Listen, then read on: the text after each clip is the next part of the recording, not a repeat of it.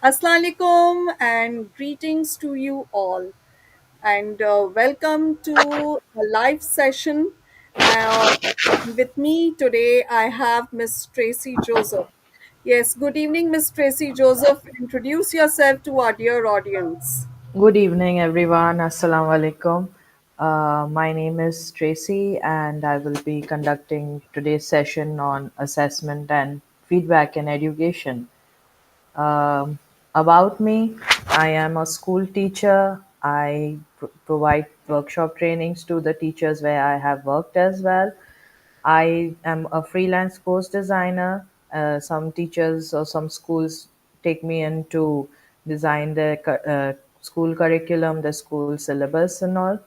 And I also provide guidance and counseling to my students. I have done a short course of school counselor, and I also help my ex students to find internships and jobs according to the qualifications that they required.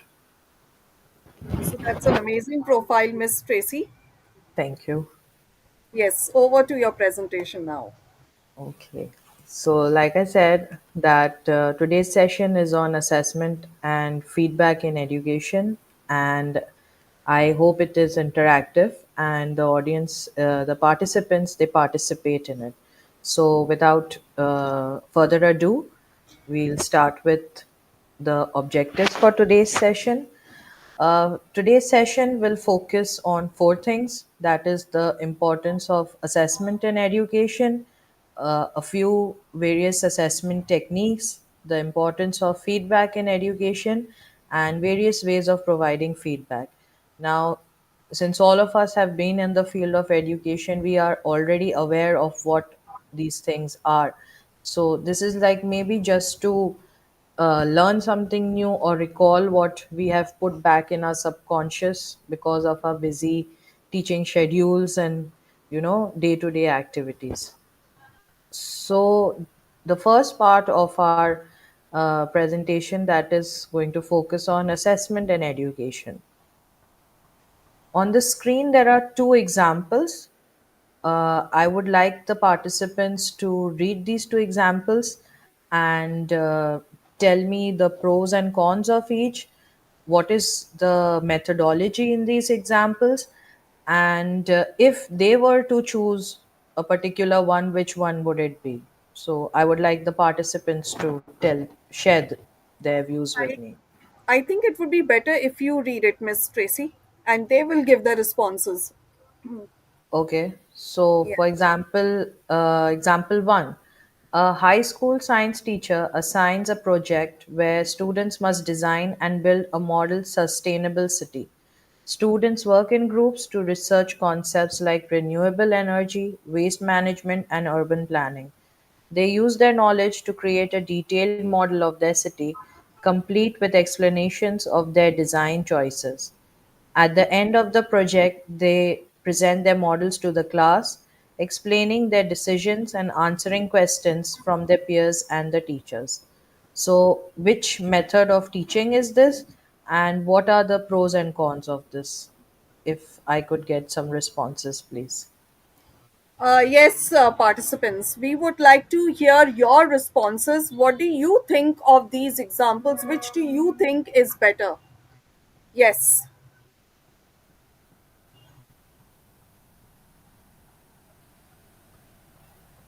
I'll read example 2 by the time.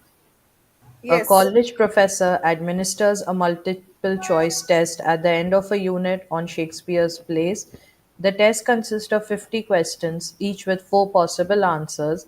Students must select the correct answer for each question within a 60-minute time limit. yes. Which example do you think is suitable? Is it example one or is it example two? Which one would you apply? Okay, Miss Iram Fatma is saying interactive and hands on strategy. All right. Okay. Apart from Miss Iram Fatma, anyone else? Anyone else with a response? Yes, please. We are waiting for responses for the two examples.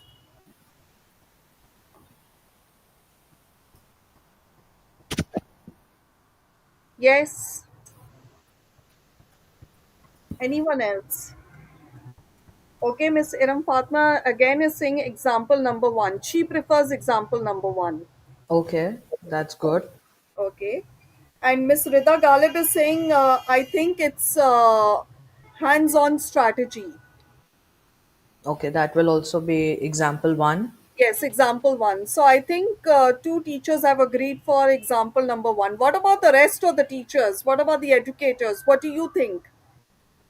Which one would you opt for considering your busy schedule, your Okay. busy timeline which you have to complete? What would you go for? Miss Munira is saying example number one. All right, very good. Okay. Majority are, it seems, are agreeing on the example number one, Miss Tracy. Okay, that's very good to know That's that good. that most of us would go for project based learning.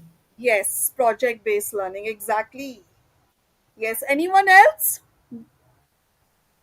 Okay, Miss Iram Fatma is saying that example number two cannot be ignored at times because example number two is needed by educators. So she's given a very good reason. Okay, fair Yeah, enough. yeah, good. Okay, Are we Miss get Kiran is saying example number one. So it's a majority have agreed for example number one. all right? So majority has agreed with project based, and I hope that you all do inculcate project based learning in your lessons, irrespective of which subject. Hmm. And if we are not getting any more responses, then I'll Yes, Miss continue. Zaida is saying example number one. Okay. Yeah. Yes, the need for example one is, I feel, more student based, whereas the need for example two is more of necessity based. That Yes, you Miss need to go with this as well. You cannot entirely isolate one from the other. Other exactly. Very All right. true. Yes, Miss Tracy, move on. All right. So, why is assessment important? Now, assessment, we know they are important for knowing how much the students have done, but at the same time, assessments are important for teachers as well. Firstly, to see that the objectives are met. Like we all know that for each of our lesson, we do have some objectives in mind. So the only way, or one of the way to know whether those objectives are met, is to have some form of assessment. Now this does not necessarily mean that it should be marked. Your each task cannot be marked. It would be monotonous. It would become boring for the students at one point. So it just a simple assessment, verbal assessment also will help you identify whether your objectives are met.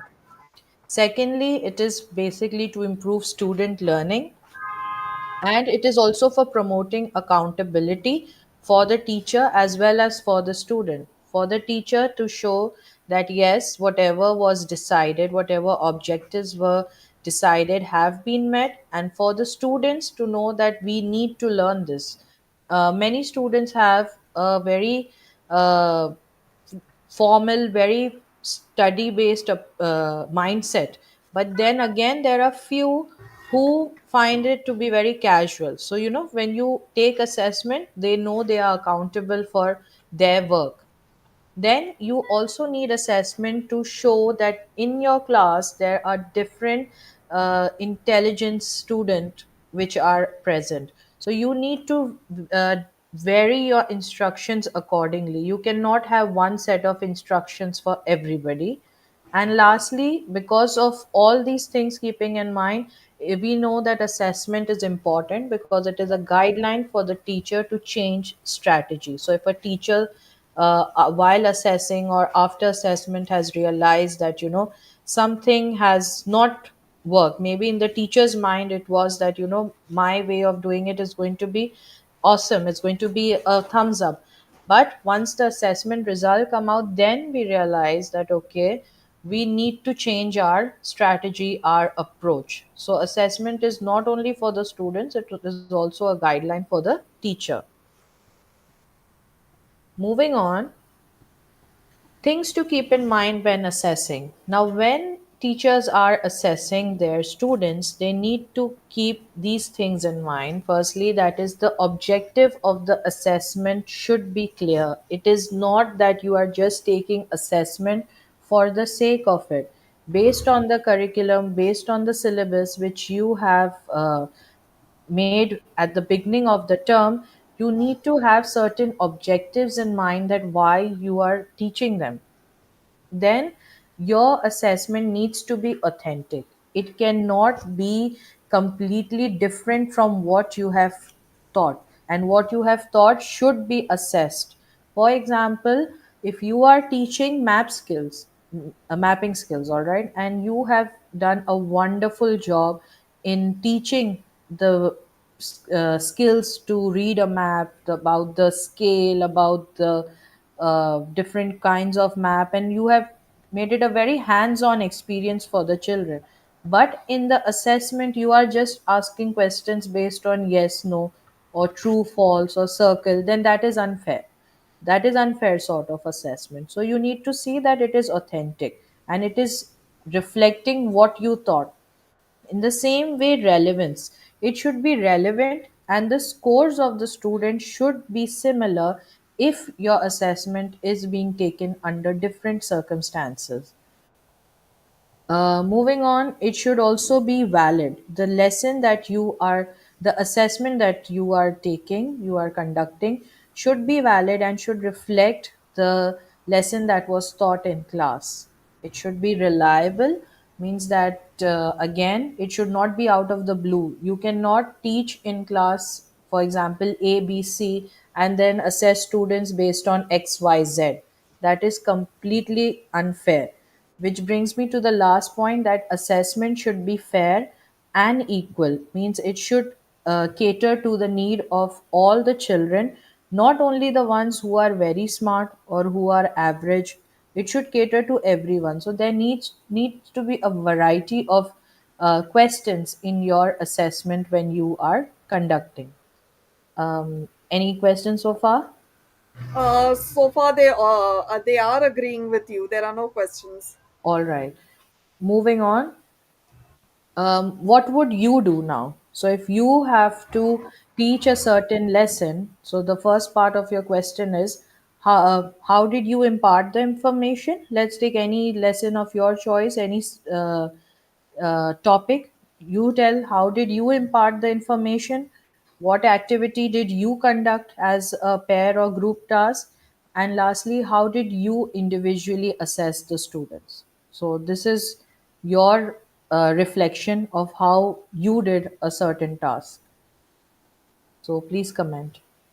Yes, we want your comments on what Miss Tracy has shared over here. Based on the questions that are given on the screen, what are your comments? Do you follow this strategy or do you have something different for assessing your students as well as for assessing yourself? Yes, we are waiting for comments for your responses.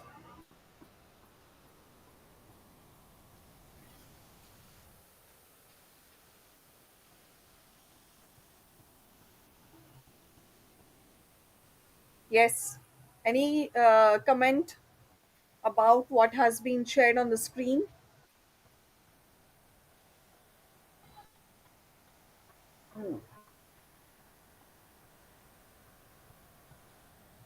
Yes, yes, teachers, yes, educators.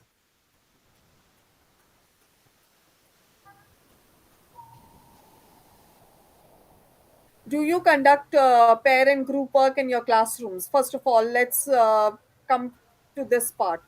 Do you conduct? Okay, there is a response come from Miss Iram Fatma, using resources with critical thinking questions, using pounds and bounds technique. Pounds and bounds technique. Okay. Yeah. Anyone else? Thank you, Miss Iram Fatma. You're very Yes. active, and your responses really they are adding meaning to the presentation. Yes. Anyone else?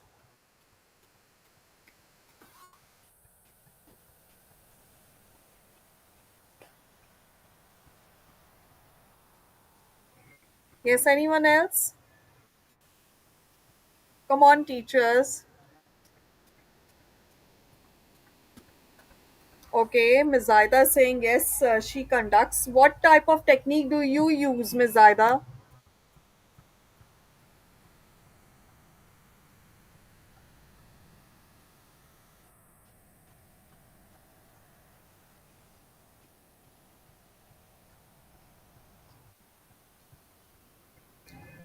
Okay, Miss Iram again is saying making students involved in observing and thinking, plus giving them more space to think and share. Good. Okay. All right, Miss Kurutalain is saying designing a quiz on Kahoot. That is the tool, the tool app for teachers. All right, Miss Aisha is saying 3-2-1 strategy, and Hmm. Miss Rida Galib is saying group task. Okay. Yeah, Okay. So fair enough. Variety. yeah, variety is coming. And one teacher saying I use brainstorming. That's good. And Yes. brainstorming is more used, I think, for the review or warm up activity part of the lesson. Hmm. That is when you're beginning your lesson. Yes. Brainstorming is a very, very helpful Yeah. strategy. It really brings all the students together.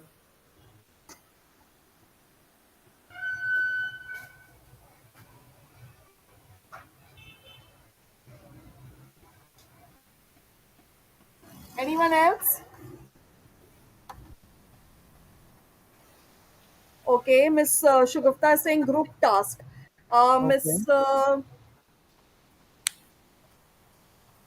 right.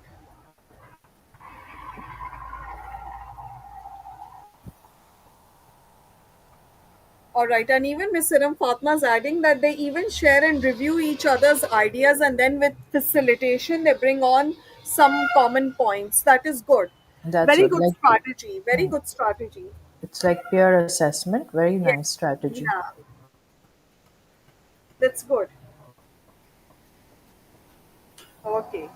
All So right. thank you so much, dear teachers, Miss Iram, Miss Alia Mohsin, Miss Shugufta, Miss Aisha Siddiqui, Miss Rida Galib. Thank you so much. Thank you, teachers, for your responses. Yeah. Uh, I'll move on. Yeah. Now, apart from the ones which were discussed and maybe what you are doing in your classes, a few other techniques for assessing students. Firstly, we have written assignment. I am sure a number of us already do this part of assessing. That is, we are always trying to get responses from students in the form of written assignments. Another thing is projects. We do give them project. We give them individual projects. We give them projects in a group, and we see how they are able to bring up that information. Now, all these assessment techniques, which I will be sharing with you, they can be applicable. They can be applied to different subjects, and it depends on you how you use them in your classrooms. So the third technique is to write essays. This usually goes in language, but at the same time, if a teacher has done certain topic in, let's suppose, social studies, all right, the student can still express themselves in essay. The teacher needs to, then two different teachers need to collaborate with each other and allow students to be expressive enough so that they can share their thoughts. So essay is one more way you can assess. Debates, usually in schools we have debates on a extracurricular activity level. It's not necessary you have debates only at that level. You can have debates in your class. There is always going for and against on a certain topic. For example, pollution, we usually talk about pollution, and we uh, assess students, or we ask them that why we shouldn't pollute. Maybe in your class you can give them a chance that if someone is polluting, what's the harm? So children will be able to defend their topic themselves. Another way to assess students is through role plays. You can give different roles to students. This can be mostly used in literature. and in maths also to explain certain concepts. Then we can go on to experimenting. Mostly in classes, we are the ones experimenting and the children watch. Maybe let them experiment if they have come across something interesting, since social media is so available right now. They may have seen something which is of interest to them and they might want to share. So let them share. Why discourage? Then we can also tell students to conduct an analysis of maybe two different civilizations, two different timelines, two different thoughts, schools of thought, whatever. Do an analysis, express yourselves through that, and give them some problem solving tasks instead of just making them write the answers which are already available in the books. Let them solve task on their own. Give them a problem, tell them, okay, come up with a solution on your own. How would you resolve this problem if you were in this situation? How would you try to get out of it? And then few more techniques: timeline constructions in social studies, in maths, in English. Whenever you are doing the historical part of the subject, let them construct timeline, let them make that timeline in class with the help of charts, with the help of sheets, with the help of whatever resources they can use. When you let children do what they want, they will come up with better ideas. I feel this. Then concept mapping. Let them draw, express whatever they have learned in the form of a map. Let them draw a cloud. Let them link those clouds from one place to another. Let them give presentations. I know usually teachers have a very hectic schedule and a very limited time to do their work, but let the students conduct a presentation, maybe a certain group for one topic, another group for another. This way all children will know that their opportunity will arise to present about themselves, present related to a certain topic. Another way of assessing is to allow students to express themselves in poems. There are some children who are very good at it, so why not encourage them to write poem? And then if anyone has written a really good one, put it up on the board. It will motivate the other students also to express themselves in a different form of way. Performance tasks, give them something to perform. Again, give them a chance to take up that role instead of just putting them in that situation and saying, imagine if you were in this situation. Don't just imagine, make them do that particular thing so that they will be better able to relate with what the topic is. This can be done in social studies, this can be done in history particularly. So give them that chance. Another thing is research tasks. We usually find the information for the children and give it to them and then tell them, okay, so this is what we learned. Now your task is to answer these questions. Give them a task. Okay, go research on your own, find information. Give them a question bank. Don't just say, okay, this is your topic. For example, solar system. Just go research on solar system and come tomorrow. Solar system is a very vast topic. Research what? About the planets, about the movement, about the sun, the moon. Break your lesson to something specific so that students are on task rather than going here and there. Another thing is compare and contrast. Let students compare and contrast two different type of texts, be it social studies, be it literature, be it religion. Let them compare and contrast two different things which they can provide their on which they can provide their own comments. And lastly, there are some students who are very good at art. Maybe they are not good at writing, but they are good at art and craft. And let them make posters, let them make banners, let them express themselves in assessment through a pictorial presentation. So these things will help your students feel that, if I am unable to write, my teacher does not ignore me. She helps me out in my way. So there is a variety, and since there are multiple children in the classroom, everybody will be able to, excel in one way of showing that they have learned something. Any questions so far? Yes. Do you all have any questions? Any questions for the presenter? Yes, teachers. Yes. Any questions for Miss Tracy? Come on. So, for no questions, Miss Tracy, carry on. Okay, so moving on to the second part of the presentation, that is feedback in education. Now, just assessment is not enough. You need to provide the children feedback also based on the result of their assessment.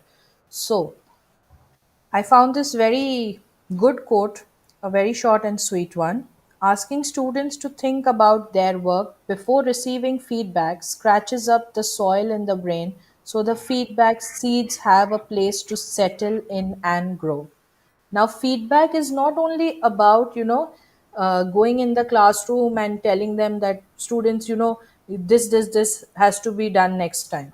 No, you give them time to understand that you are giving a feedback to them. You tell them, okay, class, I have checked your papers, I have checked your assessment, I have assessed you however I have done it, and now I would like to give you a feedback. Just telling this one sentence will help the students to reflect a bit on their own, and before you give them feedback, you let them reflect that, okay, what have you done, what do you think you could have done differently, why was it like this, why did this happen, and they will eventually come up with answers in their reflection, and then you can add on your feedback to what their reflection is. So, characteristics of a good feedback: your feedback must be clear. When you are assessing the students, maybe note down what you want to talk about after the assessment is done or when you are going to give them feedback. And in that way, you will be able to list down everything clearly and correctly. And when you are giving the feedback, you can tell them, okay, there are maybe six things that I would like to discuss with you. Okay, there are seven things, there are four things.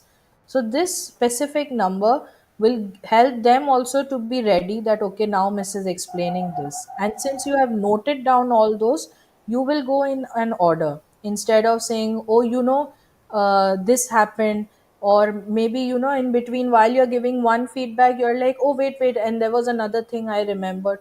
So your feedback will have no effect on the child, it will not help them in future. So the very first thing is it should be clear. So maybe note down the points one at a time. Be very specific. If you feel that there are some children who need to have a stronger vocabulary, for example, you tell them that, okay, the vocabulary you used was well and good, but maybe next time you can use a better synonym for it. In the same way, you can, if you feel that you need to give a feedback on somebody's writing, so you tell them, okay, the I found in this assessment, or that y'all need to work on your writing skills, y'all need to work on your time management skill. You have to be very specific.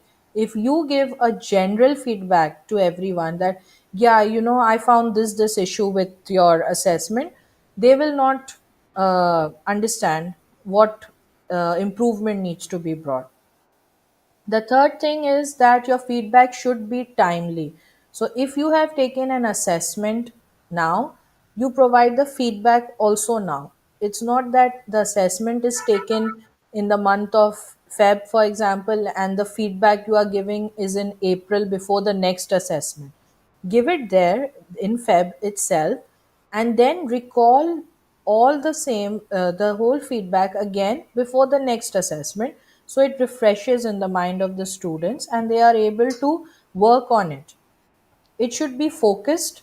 You need to specify to what, to which child which feedback is being given. Now, I don't mean that you announce it in the whole class that, okay, for example, I will give feedback to Jane in front of the whole class that Jane, you need to work on so and so thing. No doubt it will be focused, but it is unethical to tell about the weakness of a child in front of everybody. So keep it general, but keep it focused. And afterwards, you can have a word with that child in private, and you tell her that, this feedback which I was giving to your class, you need to work on it specifically, or you should try to work on it more so that next time it is not the same. And lastly, it should be constructive. Constructive mean it should have a very encouraging, a very positive note to it. Instead of, just shouting at the child that you did not do this, I was not expecting this from you. Go in a polite, humble manner and give them a very constructive feedback so that they can work on it rather than, running away from your feedback. So, some techniques of providing feedback: firstly, face to face feedback. Obviously, in a class, you need to give face to face feedback to all the students. And if you feel that anyone needs it more, you give it in private, but you do give it. Second is written feedback. You can always write feedback in the books, in the notebooks of the students. So, like for example, if you are asking them to draw a margin in the notebook, you ask them to draw margins on both sides, and in those margin, you tell them that I need enough space to write my feedback. So if a child has done good, you write a very good attempt. If you feel the child can do better by adding maybe stronger words, you write good effort, maybe use a stronger word next time. Then pictorial feedback, smiley face, stickers, badges. There are a number of uh, resources available online in which you can give feedback to the students through picture, a thumbs up, a thumbs, no, not thumbs down, but maybe like this way, a thumb going horizontally, so that the child knows they can still do better. And the stars, the stickers, whatever you feel. Then there is also audio and video feedback.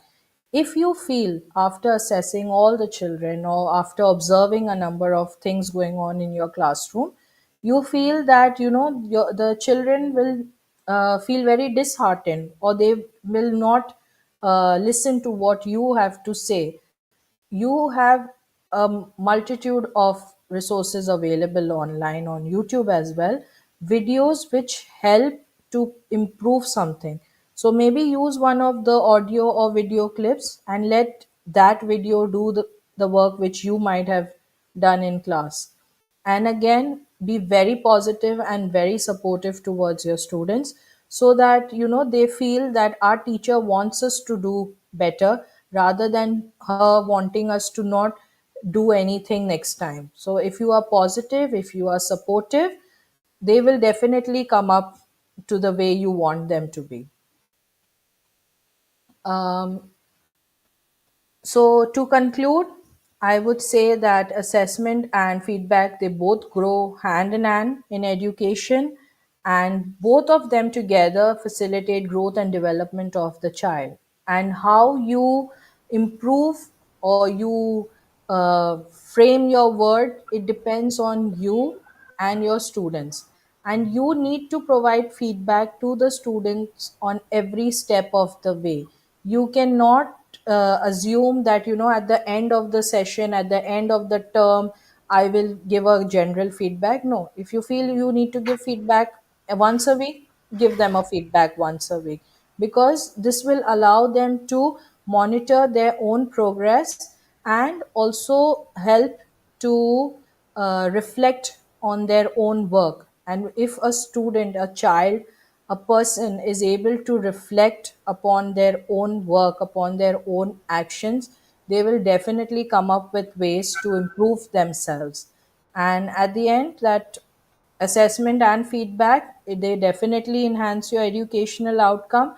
And our main purpose in a school is, or in a school, in an institution, is to help children be lifelong learners. So if you give them that environment, that nurturing, that okay, uh, It doesn't matter how you do, at the end of the day, feedback will help you to improve. They will definitely have this ability in them to take constructive feedback and change themselves accordingly. So that's it from my side. Thank you. Thank you so much, Miss Tracy. Yes, are there any comments or questions from the audience? Yes, yes, your comments, your questions will mean a lot. Anything which is not clear to you, Miss, is sitting over here, she will answer your queries.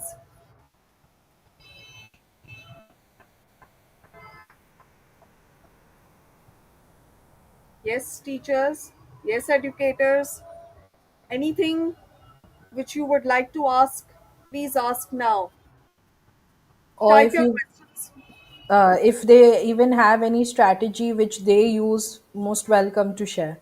Yes, if you are using a certain strategy, please, you're most welcome to share.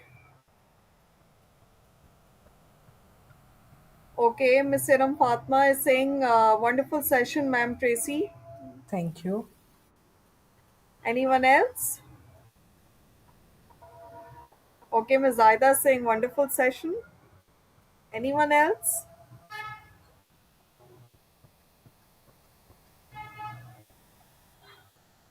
Anyone else?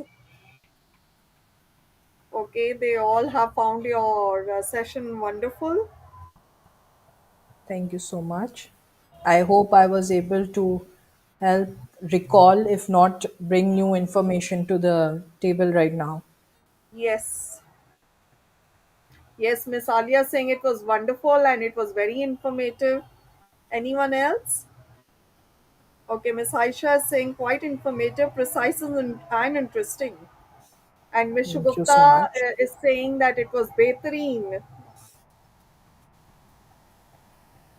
Miss Shugupta is our amazing Urdu, is an amazing Urdu teacher.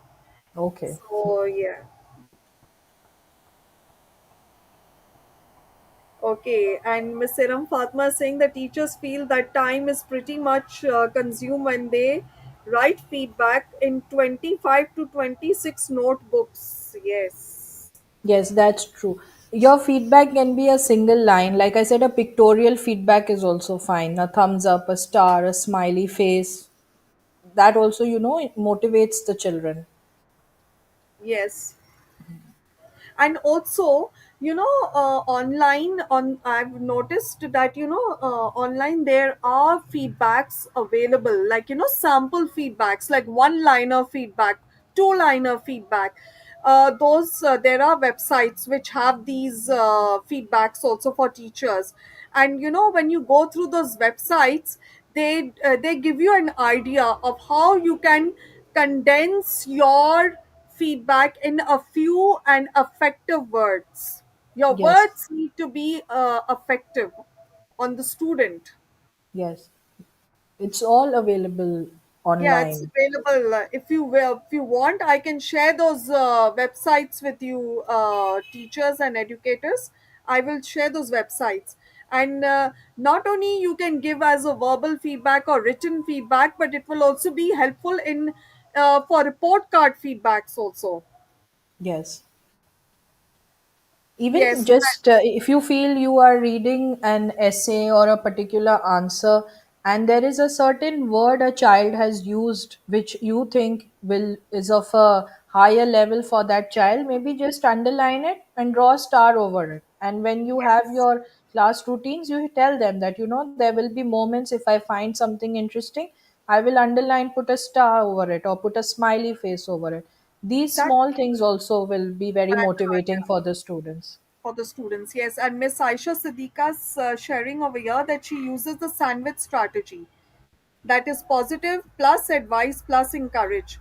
And over Okay. here another teacher saying that मैं अपने बच्चों से अपने लिए लेती हूँ feedback और उन्हें कहती हूँ कि मैं कहाँ पे गलती की है, अगर की है तो बताएं, प्लीज डोंट बी अफ्रेड, और उन्हें इंकरेज करती हूँ कि Acha, you encourage your students to share the feedback with you. That's wonderful. Yes, that's also a very good Yeah. approach. This will keep them alert in class. Yes, definitely. Good.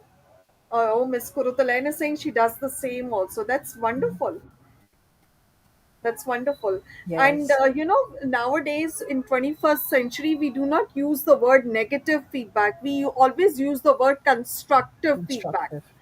Constructive means that yes, we do allow or give space to the child to improve. Yes. This way, So I then they don't lose confidence that, if we confidence, do yes. something wrong, we will be penalized. Yes, exactly. So I think that's a good wrap up, Miss Tracy. And thank you so much, dear audience. Thank you so much for taking out time to watch this live session of Miss Tracy.